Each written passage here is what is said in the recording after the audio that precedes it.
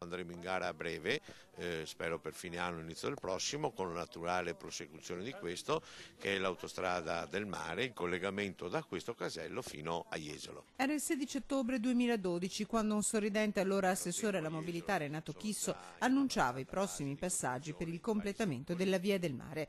Alle sue spalle il nuovo casello di Meolo sulla A4, primo passo per l'avvio dell'opera.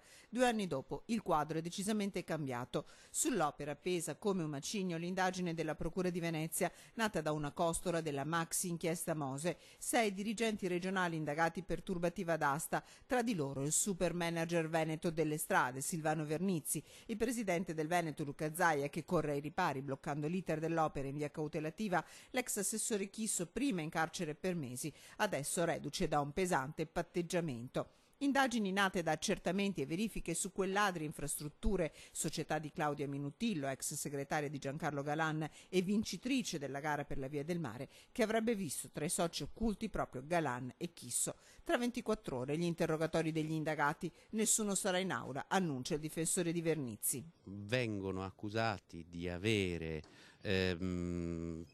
commesso delle irregolarità di natura amministrativa che avrebbero avvantaggiato Adria Infrastrutture, peraltro senza neppure essersi accordati con Adria Infrastrutture, quindi una ipotesi di accusa, perché ripeto è un'ipotesi e non è ancora un'accusa,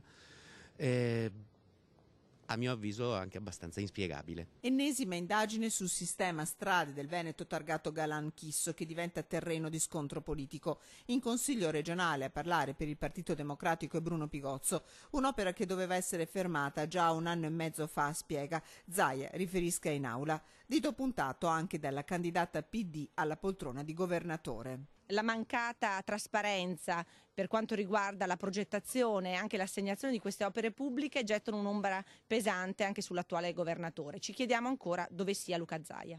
L'opera intanto è ferma e il collegamento a 4 spiagge diventa una realtà lontana.